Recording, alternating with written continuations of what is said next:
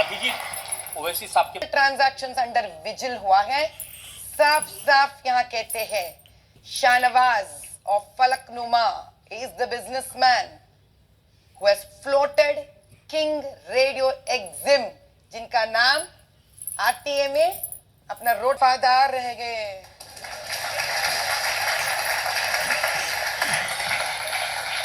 जाते इस देश से, यहाँ के मुसलमान का तरक्की नहीं होती है साहब, मैं बता रही हूँ, यहाँ का मुसलमान का तरक्की नहीं होती है। तो बेकसूर है। इतना जब शोर मचा है कविता जी का ईडी का अरेस्ट, तो ये किंग्स ग्रुप जो असद को इतना पीछे से बैकअप कर रहा है, गाड़ी तक दे रहा है, उसके शास्त्रीपुर में घर तक बना के दिए, उसका फंड करते हैं, ये ईडी बाहर क्यों नहीं आया बताइए आप? ऐसा असद से ये बहुत बड़ा दुनिया है, यहाँ पे बहुत जोते रहते हैं। जो एएमआईएम के प्रेसिडेंट है मामू बांजे है साहब, आप समझ नहीं रहे बात।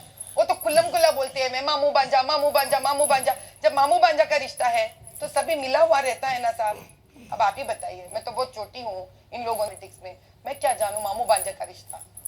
अब कोई नहीं कहे। तो अगर आप इतनी बातों के बाद एक प्यारा सा मीठा सा एक राम भजन गा देती तो शो की शोभा और बढ़ जाती। ओ जी मैंने राम रतन धन पायो पायो जी मैंने राम रतन धन पायो पायो जी मैंने राम रतन धन पायो। तो आज क्या ये हालत होती? मदरसा में बच्चे इसलिए जाते हैं कि उनके माता पिता कम से कम 5वीं कक्षा और 6 कक्षा भी नहीं पढ़े हुए रहते, 6वीं कक्षा।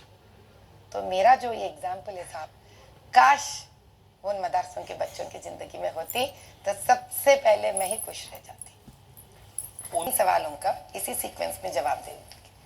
पहली बात तो यह है, जिन मदरसों को मैं खाना भिजाती हूँ, मेडिकल कैंप्स फ्री में करवाती हूँ, उनको दवाइयाँ फ्री में देते हैं हम लोग, और उनको रोज़ा के टाइम पे, इफ्तार के टाइम पे भी हम खाना भिजाते हैं, ब्लैंकेट्स देते हैं, कपड़े सिलवाते हैं, रेफ्रिजरेटर्स देते हैं, अलमारियाँ भिजाते हैं।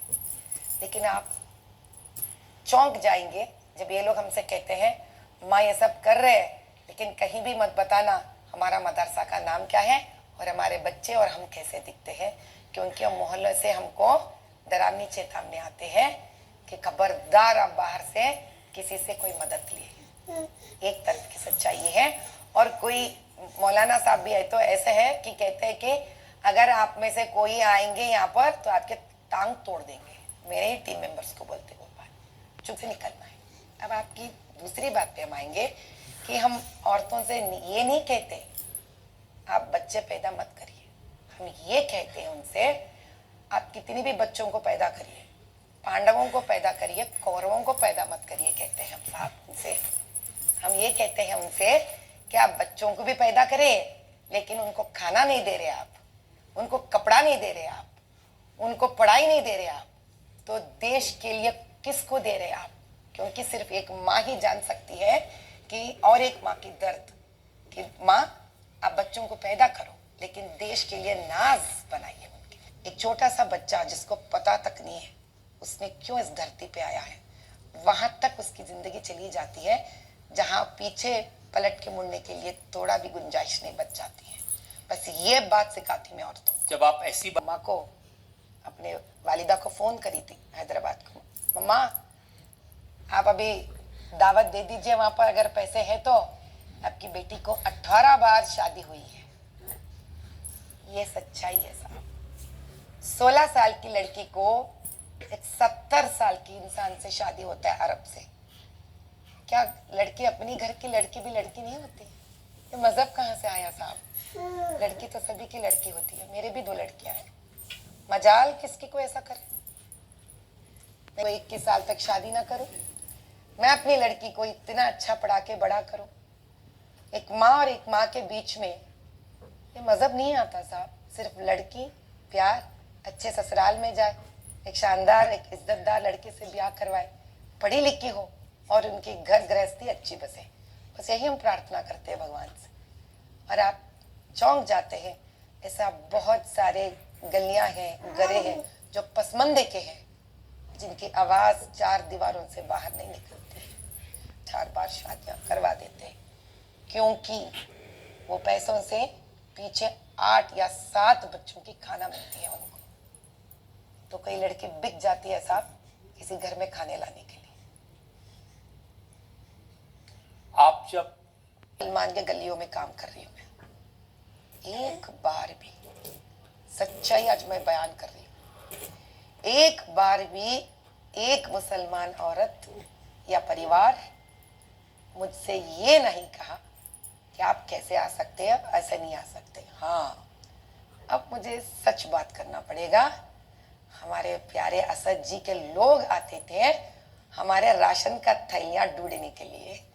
कौन है हिनू, कहाँ से आए हिनू, क्या कर रही है सब, क्यों कर रही है सब। और अक्सर मेरे ड्राइवर्स डर जाते थे, क्योंकि सिर्फ मेरे साथ 2 या 3 लोग आते थे मेरे साथ काम करने के लिए। और जब भी मैं इनके पास जाती हूँ, इन औरतों के पास, उनके दर्द समझने के लिए, उनके दुख समझने के लिए, मैं खाली हाथ नहीं जाती हूँ। 1 महीने का राशन लेके जाती हूँ, क्योंकि मुझसे मिलने के बाद कोई माँ अपना घर खाली हाथ नहीं जाना चाहिए। बस इसलिए वो बच्चे को खाना मिले, मैं लेके जाती हूँ। इतने सालों से जो हिंदू और मुसलमान दोनों एक ही तरह से लड़ते आए, मैं उनसे तो महान नहीं हूँ बच्चा, वही शायद मुझे हिम्मत दी है।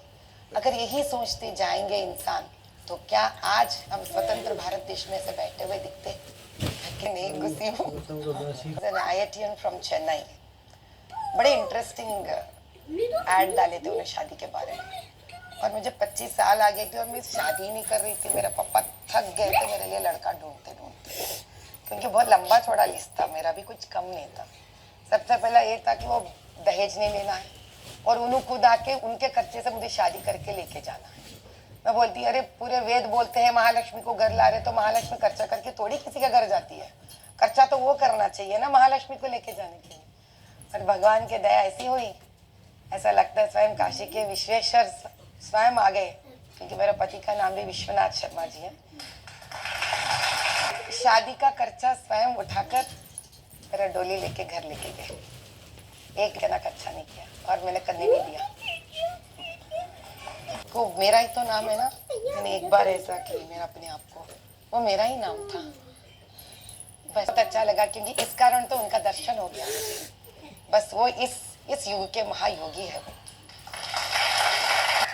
बिना मुझे जाने पहचाने, सिर्फ मेरा काम देखकर, मेरे बारे में मेरे 20 साल का चैरिटेबल वर्क देखकर, मैंने 1008 नॉर्मल डिलीवरीज फ्री डिक्लेयर किया था पूरा हैदराबाद लोकसभा कॉन्स्टिट्यूंसी को 8-10 महीने पहले।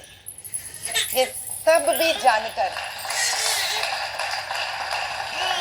मैं क्या बताऊं उस शख्स का जिसका नाम है मोदी भाई, वो दिल्ली में बैठकर देखे नहीं मुझे, सिर्फ जाने मेरे बारे में, और उनको लगा कि ये लड़ सकते हैं असद से, और उन्हें टिकट दे दिया।